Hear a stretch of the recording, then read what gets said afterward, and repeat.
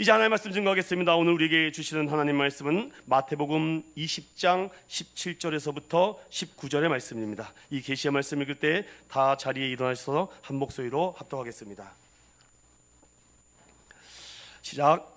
예수께서 예루살렘으로 올라가려 하실 때에 12 제자를 따로 데리시고 길에서 이르시되, 보라, 우리가 예루살렘으로 올라가노니 인자가 대제사장들과 서기관들에게 넘겨짐에 그들이 죽이기로 결의하고 이방인들에게 넘겨주어 그를 조롱하며 채찍질하며 십자가에 못 박게 할 것이나 제3일에 살아나리라. 아멘.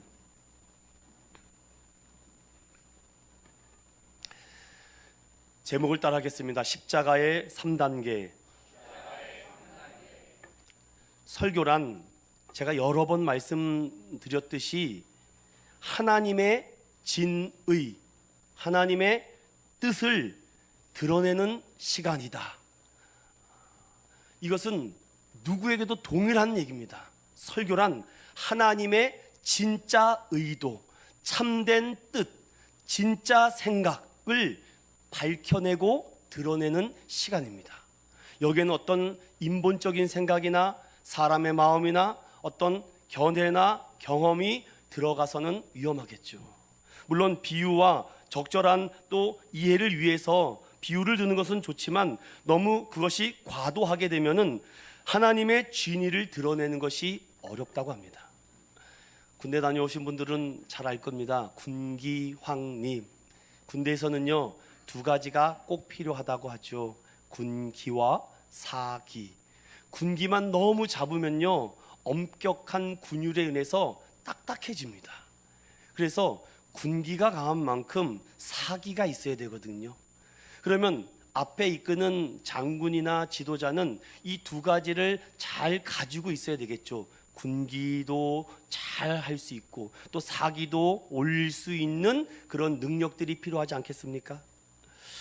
이것을 영적인 군사의 군기로 좀 교회적으로 바꿔보면은 어떻게 생각이 들까? 먼저 우리 말씀을 한번 읽어볼까요? 빌립보서 2장 3절부터 5절입니다. 시작. 아무 일에든지 다툼이나 허영으로 하지 말고 오직 겸손한 마음으로 각각 자기보다 남을 낮게 여기고 각각 자기 일을 돌볼 뿐더러 또한 각각 다른 사람들의 일을 돌보아 나의 기쁨을 충만하게 하라. 너희 안에 이 마음을 품으라. 곧 그리스도 예수의 마음이니. 아멘. 교회의 공동체로 다시 들어오면은 성경은 우리에게 겸손한 마음으로 하십시오, 그리고 기쁨으로 하십시오라고 돼 있어요. 겸손과 기쁨이 하나님의 일을 하는데 많은 유익과 즐거움을 주게 된다라고 하죠. 그러나 물론 겸손과 기쁨으로 일하는 것도 중요하지만 더 중요한 것은 5절이에요. 다시 5절 한번 읽어봅니다. 시작. 너희 안에 이 마음을 품으라. 곧 그리스도 예수의 마음이니. 예수 그리스도의 성품 안에는 겸손, 즐거움, 기쁨, 감사, 회복, 치유, 또 뭐가 있을까요? 사랑 다 들어있지 않겠습니까? 그 안에는 영적 군기도 있을 것이고 영적 사기도 있을 것이고 또 영적 연기라고 할까요? 여러 가지가 다 들어있는데 그것이 예수의 마음이다. 우리 자부들과 한 번 더 인사합시다. 우리 예수 마음 가지십시다. 예수 마음으로 일합시다. 예수 마음으로 사랑합시다. 이에 기독교 핵심의 진수는 바로 예수 그리스도예요. 예수 그리스도의 십자가가 없는 설교는 하나님의 진의를 드러내기가 굉장히 어렵습니다. 저도 설교를 많이 하는 목사로서 돌아보면은 과연 내 설교에는 복음이 있을까? 십자가가 있을까? 보혈이 있을까? 날마다 하나님, 오늘은 보혈 설교를 하게 해주십시오. 복음 설교를 하게 해주세요. 그러면서 또 인간적인 마음이 들죠. 하나님, 이 설교 너무 본문이 어려운데 이걸 성도들이 이해할까요? 좀 비유도 하고 웃긴 얘기도 하고 코믹스러운 얘기도 하고 좀 세상 얘기, 연예인 얘기도 좀 끌고 와서 해야지 성도들이 귀가 열리지 않을까요? 그럴 때마다 저에게 채찍하시는 말은 아니다예요. 복음은 있는 그대로 예수가 복음인 줄로 믿습니다. 예수님의 마지막 일주일에 대해서 가장 많은 복음서가 마가복음이에요. 그래서 한 주간 동안 마가복음을 가지고 제가 묵상하려고 합니다. 특별히 오늘 마가복음의 3분의 1 이상이 예수님의 십자가와 고난과 또한 수난에 대한 기사가 굉장히 많이 들어와 있는데, 제가 이것을 여러분 오늘 종료주일이라서 정리를 한번 해봤습니다. 예루살렘에 입성 후 일주일을 어떻게 보내셨는가? 월요일 날에는 예루살렘 성전을 청결케 하신 사건이 일어나고, 화요일 날에는 유대 지도자들과의 신학적인 논쟁을 펼쳤고, 수요일 날에는 특별히 다른 사건보다도 기도의 시간으로 보내며, 목요일 날에는 제자들과 함께 마지막 성만찬과 세족식, 그리고 제자들과 함께 겟셋마네 동산에 올라가 기도하는 모습, 그리고 예수님께서 유다의 배반으로 인하여 잡히시고 신문과 최종 십자가 처형을 당하시는 그날이 금요일, 토요일 날에는 깊은 어둠과 비통과 침묵이 임합니다. 그리고 주일 새벽, 우리는 예수님이 3일 만에 부활하신 이날을 예배드리고 찬양하고 경배하는 줄로 믿습니다.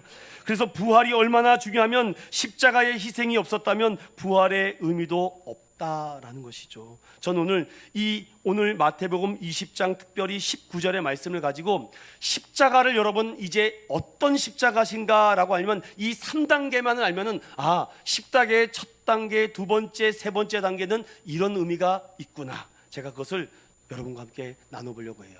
십자가의 3단계는 이렇게 기억하시면 됩니다. 첫 번째, 조롱과 채찍질.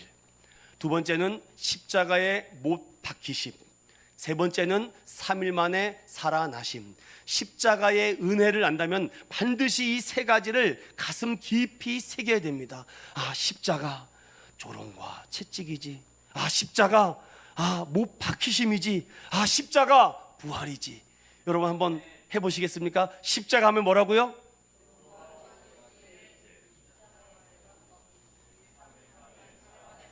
자, 이제 눈을 감고, 제가 이걸 안 보이고, 저는 혼자만 설교하는 사람 아닙니다. 자, 십자가의 3단계 중에 이 세 가지가 여러분 영원토록 주님 나라 갈 때까지 기억해야 되네. 첫 번째가 뭐라고요? 두 번째? 세 번째? 네, 오늘 이것만 갖고 가셔도 여러분 승리할 줄로 믿습니다. 그럼 제가 이것을 차근차근 강해해 드리겠습니다. 첫 번째, 십자가의 3단계 중에 조롱과 또한 능욕과 이 채찍질은요, 최고의 고통과 인간이 누릴 수 있고 인간이 받을 수 있는 최고의 아픔이 조롱과 채찍질이라고 말해요. 그러면 조금 더 제가 설명을 드려보겠습니다. 오늘 18절에 보니까, 보라, 우리가 예루살렘으로 올라가노니 인자가 대제사장들과 서기관들에게 넘겨짐에 그들이 죽이기로 결의했다라고 되어 있습니다. 좋은 그림들이 몇 가지 있어서 소개해 드리면서 말씀을 나누겠습니다. 예수님께서 자신이 십자가에 못 박혀 죽을 것이고 또한 부활하실 것을 성경에는 크게 3번 예언하시죠.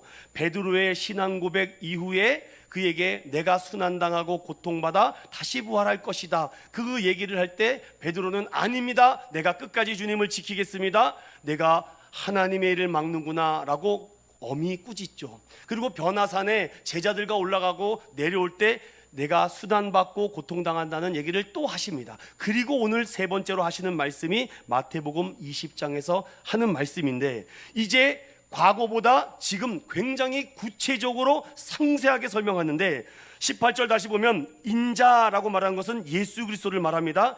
대제사장들과 서기관들에게라고 합니다. 당시 대제사장들과 서기관들은 전통 유대 지도자들이며 당시 모든 종교를 관할하고 지도하는 종교 우두머리들입니다. 그런데 그들이 자신을 서기관들과 대제사장들이 넘겨짐에, 즉 팔린다는 얘기죠. 그를 죽이기로 결정했다라고 얘기하는데, 자, 여기서 중요한 것이 몇 가지가 나옵니다. 첫 번째 19절을 보면 이방인들에게 넘겨준다라고 돼 있어요. 여러분 이제 잘 따라오셔야 됩니다. 그냥 우리가 예전에 이 말씀들을 그냥 흘려보냈다면 이제 왜 이런 말씀을 성경에 이렇게 세세하게 기록하고 있는지, 자, 분명히 대제사장들과 서기관들에게 넘겨지니라고 돼 있어요. 그러면 그들이 끝까지 예수님께 붙들림을 받아서 그 예수님을 어떻게든지 끝까지 어떻게 해야 되지 않겠습니까? 쉽게 말하면. 그런데 성경은 뭐라 그래요? 이방인들에게 넘겨진대요. 여러분, 여기서부터 십자가의 고통이 시작돼요. 여러분, 예수 그리스도를 믿기로 작정한 사람들은요, 항상 잊지 말아야 돼요. 나에게도 조롱과 능욕과 뭐가 있다고요? 채찍이 있다는 것을. 십자가가 남의 얘기가 아닙니다. 십자가는 저와 여러분의 얘기인 줄로 믿습니다. 십자가를 고백하고 십자가를 믿는 그 순간 나에게도 뭐가 있다고요? 조롱과 채찍이 있을 각오를 하셔야 돼요. 그런데 좋아요 목사님, 조롱과 채찍 뭐 그 정도 맞아주죠? 이제부터 들어보십시오. 맞을 만한 이유가 되는지. 이방인들에게 넘겨졌다는 것은요, 당시 유대인들은요, 이방인들을요, 짐승 취급했습니다. 죄송해요 여러분들, 개 취급했다는 거예요, 쉽게 말하면. 우리가 한국 사람들이 욕하는 것 중에 제일 잘하는 욕이 뭡니까? 개땡땡이라 그러죠. 거룩한 성전에서도 욕은 할 수 없고요, 여러분. 그런데 여러분, 왜 한국 사람들이 그렇게 개땡땡이라고 욕합니까? 개들은요, 부모와 자녀와 누구와 상관없이 교미를 갖는다고 합니다. 그러니 이방인들에게 넘겨졌다는 것은 예수님을 짐승 취급했다는 거예요. 더 쉽게 강하게 얘기해 볼까요? 예수님을 개 취급한 겁니다. 여러분, 예수 그리스도를 믿고 십자가를 믿는데 누군가 나를 개 취급할 때 참을 수 있으세요? 이방인들에게 넘겨졌다는 것은 유대인들을 비롯한 많은 사람들이 예수 그리스도 메시아를 강아지 취급했다는 겁니다. 그리고 또 뭐라고 합니까? 조롱했다라고 되어 있어요. 여러분, 조롱했다라는 말을 이해하십니까? 조롱을 다른 말로 말하면 능욕이라고 말합니다. 제가 또 강하게 또 얘기해 보겠습니다. 이 조롱하다, 능욕했다라는 말은요, 여인들이 강간을 당했을 때 쓰는 표현입니다. 그럼 제가 이것을 풀어서 얘기해 볼까요? 개만도 못한 사람 취급을 받으며 그들이 성수치심을 받을 수 있도록 강간하는 여인과 같은 취급을 예수 그리스도가 받고 있다는 것입니다. 이 이방인들에게 넘겨졌다라는 그 사실 하나가 얼마나 부끄러움을 느끼겠습니까? 여러분, 이 예수님이 지금 많은 사람들 앞에, 특별히 이방인들 앞에 성희롱을 당하고 있는 것입니다. 너무 우리가 드라마나 영화를 너무나도 아름답게 표현해서 그렇죠. 이거는 우리 인간이 받을 수 있는 최악입니다. 그러니 여기에다 갖다 대면 우리가 무슨 부끄럽다, 뭐가 창피하다가 말할 수가 있겠습니까? 성경은 이렇게도 말합니다. 채찍질 당했다라고 되어 있어요. 여러분, 어떤 채찍인지 이 채찍을 제가 정확하게 소개해 드리겠습니다. 당시 로마인들은요, 전갈 채찍이라고 해서 이 끝에 가죽으로 단 곳에다가 나비나 동물의 사체의 뼈를 이어서 그걸 휘둘렀습니다. 그런데 여러분, 뭐 저 정도 한 대 맞아주겠지? 여러분, 당시 태형, 즉 채찍형을 받게 되면요, 법칙이 있습니다. 이 법칙이 역사학자 유세비우스의 책에 의해 그대로 기록되어 있습니다. 태형을 당한 사람의 정맥이 밖으로 드러났고 근육, 뼈, 그리고 창자의 일부가 노출되었다. 역사학자 유세비우스의 그대로 이 기록을 보면 당시 이 태형과 채찍질을 당하는 사람들에게는요, 온몸에 살이 찢겼고 일부가 뜯어져 나왔다는 것이죠. 자, 그렇다면 십자가의 첫 번째 단계, 조롱하고 채찍질 당했다, 누가 감당할 수 있겠습니까? 여러분, 감당할 수 있으세요?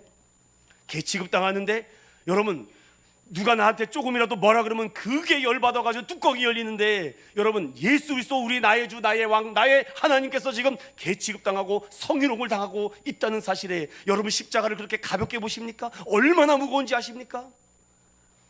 더 나아가 그 귀하신 몸이 찢기십니다. 요한복음 19장 34절에는 그중 한 군병이 창으로 옆구리를 찌르니 곧 피와 물이 나왔다 라고 말하죠.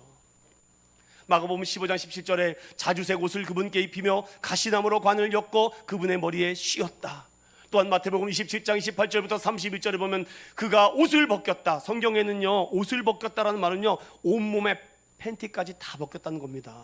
온몸에 나체 상태로 두들겨 맞는 것입니다. 한쪽에서는 성희롱하죠. 한쪽에서는 개만도 못하다 그러죠. 한 사람 쪽에서는 조롱하죠. 침을 뱉죠. 뺨을 때리죠. 갈대를 엮어서 머리를 때리죠. 여러분, 이걸 누가 당하겠습니까? 인류 역사상 이렇게 잔인무도하게 조롱하고 핍박당한 분은 예수 그리스도 외에는 없습니다. 왜 그렇게 당하셨습니까? 왜 이런 고통과 정신적, 육체적 고통을 당하십니까? 그것을 이사야 53장으로 답변해 드리겠습니다. 함께 있습니다. 시작. 그는 멸시를 받아 사람들에게 버림받았으며 간고를 많이 겪었으며 질고를 아는 자라. 마치 사람들이 그에게서 얼굴을 가리는 것 같이 멸시를 당하였고 우리도 그를 귀히 여기지 아니하였도다. 그는 실로 우리의 질고를 지고 우리의 슬픔을 당하였거늘 우리는 생각하기를 그는 징벌을 받아 하나님께 맞으며 고난을 당한다 하였노라. 아멘. 그리고 5절입니다. 함께 봅니다. 시작. 그가 찔림은 우리의 허물 때문이요 그가 상함은 우리의 죄악 때문이라. 그가 징계를 받음으로 우리는 평화를 누리고 그가 채찍에 맞음으로 우리는 나음을 받았도다. 아멘. 우리는 이 십자가 앞에 어느 누구도 내가 더 부끄럽다, 내가 더 창피하다 말할 수 없어요. 십자가의 1단계가 바로 이 단계입니다. 그런데 십자가 1단계만 돼도 우리는 통과하지 못하는데 또 십자가 2단계가 있어요. 십자가에 못 박혔다. 다시 19절에 보면은 이방인들에게 넘겨주어 그를 조롱하며 채찍질하며 십자가에 못 박게 할 것이다. 그럼 십자가의 못을 제가 설명드립니다.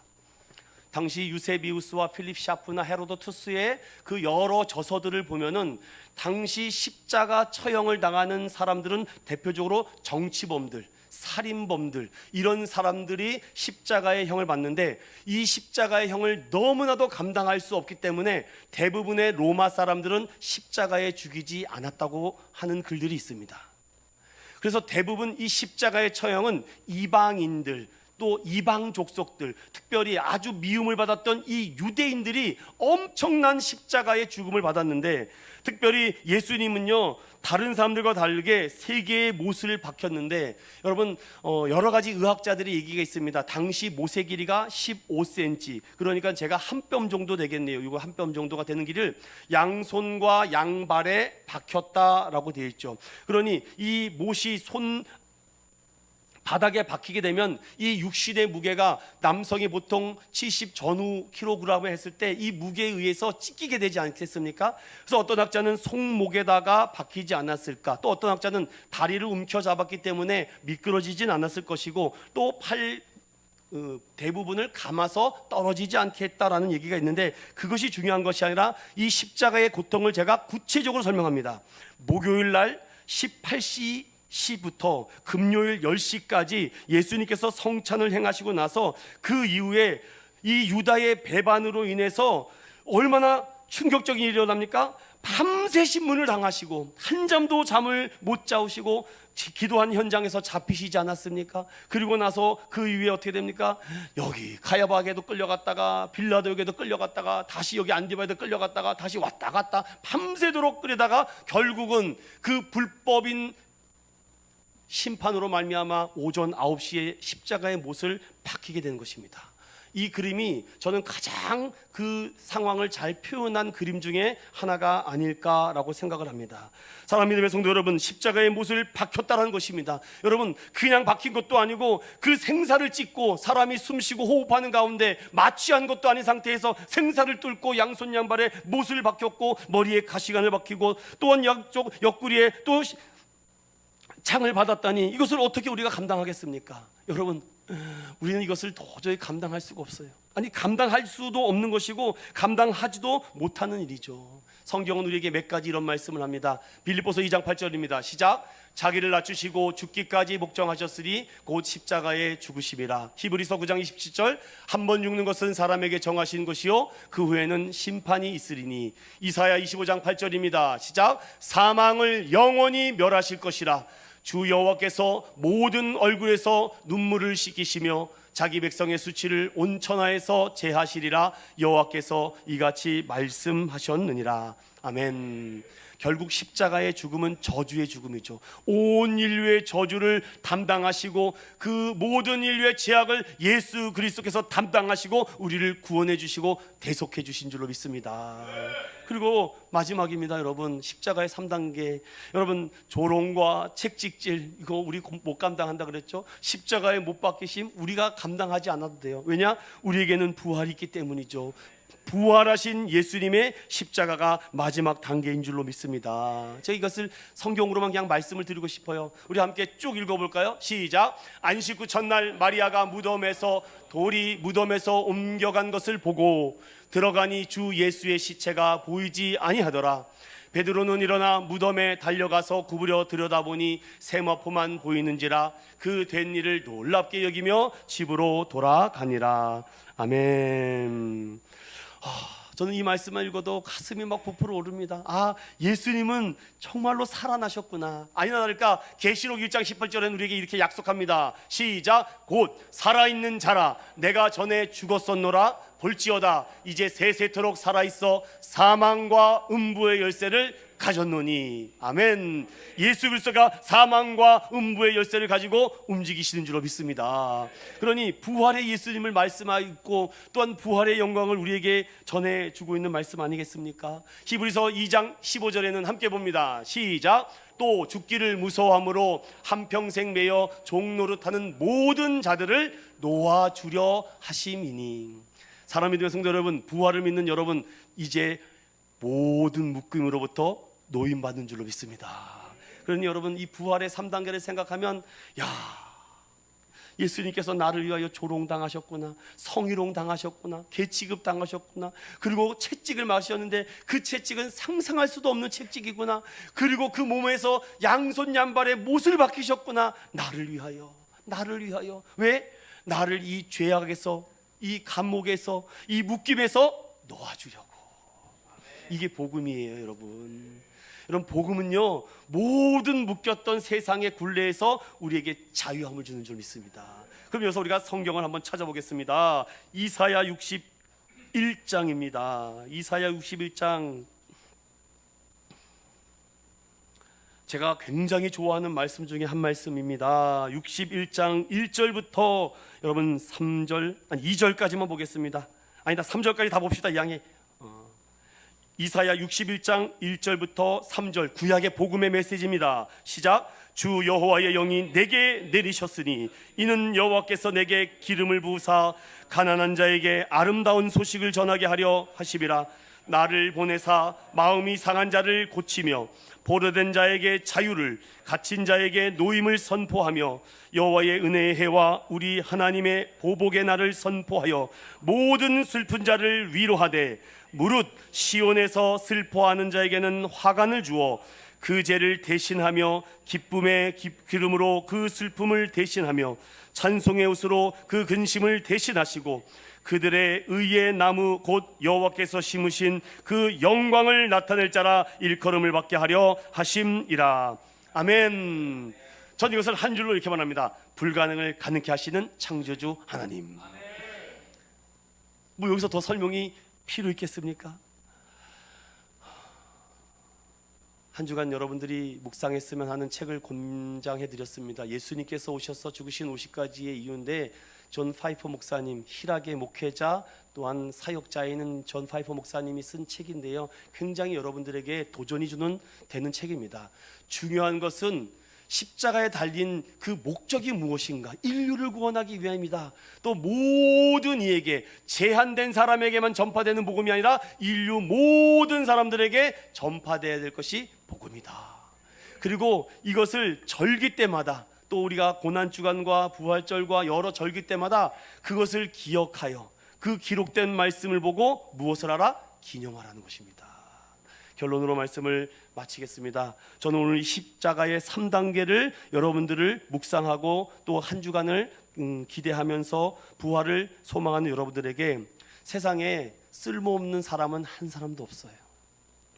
하나님은 아무 가치도 없는 인생을 만들지 않았습니다. 모든 일을 특별한 목적 위에 사용하셨고, 예수님은 찾아오셔서 십자가의 사랑으로 지금도 우리를 부르시고 계신 줄로 믿습니다. 그리고 우리가 은혜 받고 구원의 은혜를 받았으면 또 우리가 반성할 줄 알아야 돼. 혹시 내가 예수 마음으로 일하지 않았는가? 예수 그리스도의 정신으로 일하지 않았는가? 예수 중심으로 했는가 안 했는가? 그거를 우리가 보시는 거예요. 그리고 신앙의 본질은 날마다 나를 부인하는 겁니다. 내가 죽었는데, 여러분 예배 드리는데 죽는 겁니다. 죽은 사람은요, 죽은 것은요 아무 말을 못해요. 예배 시간은 내가 죽어야 되는데 예수 그리스도가 대신 죽었기 때문에 우리가 다시금 살아나는 줄로 믿습니다. 여러분, 예배 드리는데 나는 죽고 예수로 산다고 하는데 어디서 다른 이상한 잡음이 들리겠습니까? 그래서 신앙의 본질은 뭐라고요? 자기 부인과 예수 중심이고, 또 우리가 한 주간 동안 어떻게 기도해야겠습니까? 나만 이 십자가의 3단계를 아는 것이 아니라 아직도 이 십자가의 3단계를 모르는 많은 이들에게 이 십자가의 핵심을 잘 전하는 저와 여러분 됩시다.